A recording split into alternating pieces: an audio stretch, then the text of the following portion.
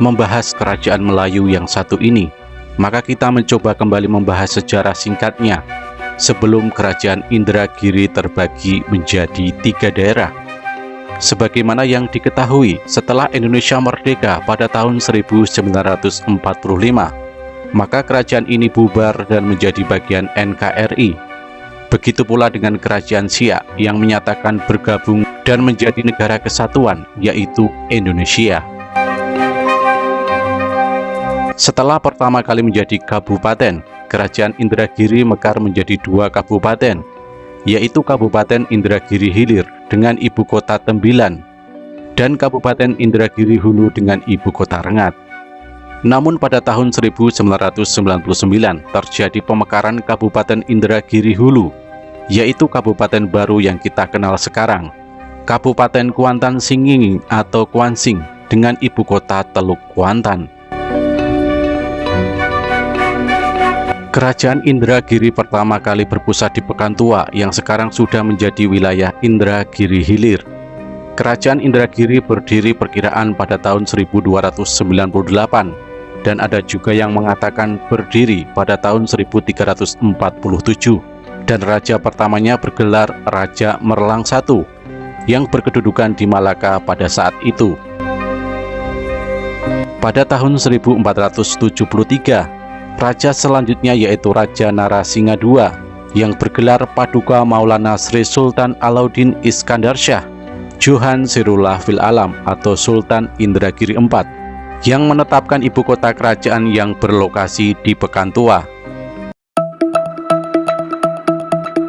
Setelah beberapa dekade berpusat di Pekantua, ibu kota juga pernah dipindahkan ke Mudoyan yang dikenal dengan nama Kota Lama Kecamatan Rengat Barat Indragiri Hulu Provinsi Riau.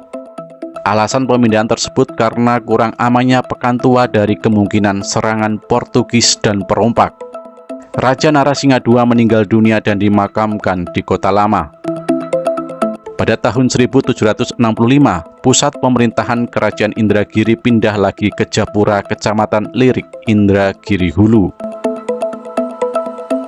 Di bawah pimpinan Sultan Ibrahim pada tanggal 5 Januari 1815, ibu kota kerajaan dipindahkan ke Rengat yang sekarang menjadi ibu kota Indragiri Hulu. Beberapa sumber mengatakan bahwa kerajaan Indragiri berada di tepi sungai dan di belakangnya terdapat danau, karena pada masa itu jalur transportasi adalah melalui sungai lebih dominannya. Dan alat transportasi Raja Narasingha II menurut beberapa sumber adalah perahu dengan ukiran naga emas, dan ada makhluk gaib di bawah perahu tersebut yang diyakini para tetua sesosok buaya yang selalu mendampinginya saat bepergian. Kerajaan yang sekarang ini yang terletak di Kota Rengat, Kabupaten Indragiri Hulu adalah duplikat dari Kerajaan Indragiri dengan patung singa 2 di depannya. Sebelumnya yang awalnya di tepi sungai, tapi akibat abrasi, seiring berjalannya waktu, kerajaan ini akhirnya runtuh. Tetapi ada juga yang mengatakan bahwa Raja Indragiri ini pernah mengatakan, "Habisnya kejayaanku, maka runtuhlah kerajaanku."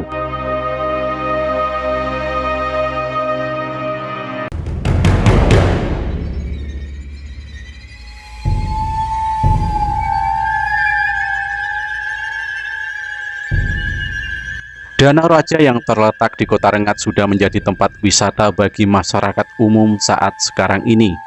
Namun di balik keindahan dan kejernihan air danau tersebut, terdapat cerita mistis di dalamnya, sehingga menjadi daya tarik tambahan tersendiri bagi masyarakat yang mengetahui sejarahnya. Danau Raja yang berada di belakang kerajaan Indragiri merupakan tempat pemandian raja dan keluarga kerajaan. Namun ukurannya tentu saja tidak sebesar saat sekarang ini.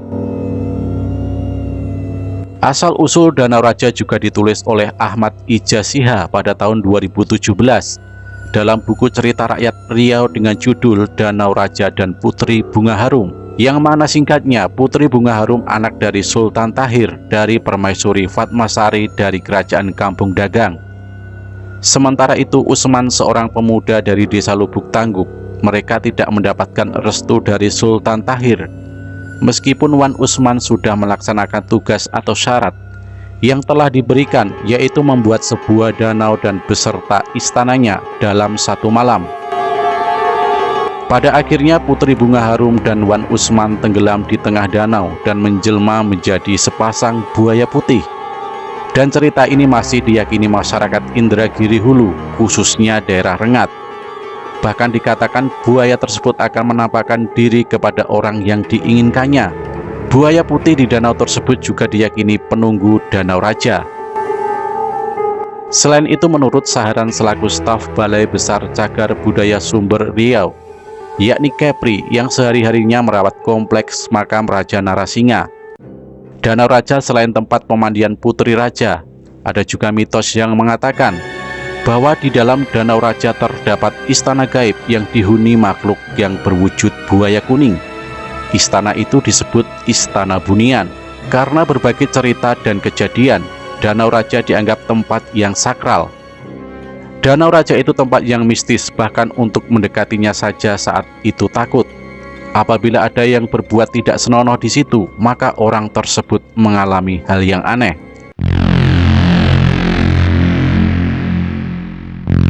Mitos ini semakin dipercaya kalau kita melihat peristiwa yang terjadi di danau itu sendiri. Saat Sungai Indragiri airnya surut, air di Danau Raja tetap penuh. Begitu juga kalau hujan lebat dan deras, air di Danau Raja tidak meluap. Fenomena yang aneh tidak hanya sampai di situ saja. Pada tahun 2010, perahu-perahu mulai dioperasikan di danau tersebut. Namun setelah sampai di tengah danau, tiba-tiba perahu tenggelam begitu saja. Ada juga seorang operator Sky Air saat melakukan tes di danau tersebut juga tenggelam di tengah danau. Dan banyak lagi kejadian-kejadian aneh lainnya. Tetapi kejadian-kejadian ini disangkut pautkan dengan kemistisan Danau Raja. Ada juga yang mengatakan dulu pernah dilakukan pengukuran kedalaman Danau Raja, namun sulit untuk dicapai dan dipastikan kedalamannya, dan tidak ada kelanjutan dari pihak berwenang untuk melanjutkan penelitiannya. Apakah ini sengaja ataupun ada alasan lain dari pihak berwenang, atau untuk menyembunyikan kemisteriusan Danau Raja itu sendiri? Tidak ada yang tahu. Yang pasti kita harus menghargai budaya serta adat istiadat masyarakat setempat dimanapun kita berpijak.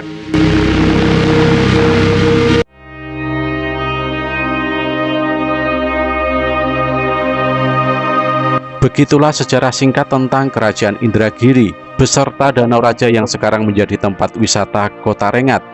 Di balik ketenangan airnya, di balik kenyamanan suasananya, ternyata ada cerita yang menarik dan punya daya tarik tersendiri untuk orang mengunjungi daerah dengan julukan kota sejarah, mulai dari kerajaannya, perjuangan pahlawan dan rakyat untuk mempertahankan kemerdekaan Indonesia. Bahkan Sungai Indragiri menjadi saksi kuburan bagi ribuan orang, bahkan Bupati Indragiri itu sendiri, yaitu Bupati Tulus selaku Bupati pertama Indragiri Hulu, dan merupakan ayah dari seorang penyair terkenal. Salah satu karyanya yaitu Karawang Bekasi, ialah Khairil Anwar, tidak dimakamkan di tanah melainkan di Sungai Indragiri, sehingga selalu diperingati tiap tahunnya, yaitu Rengat Berdarah.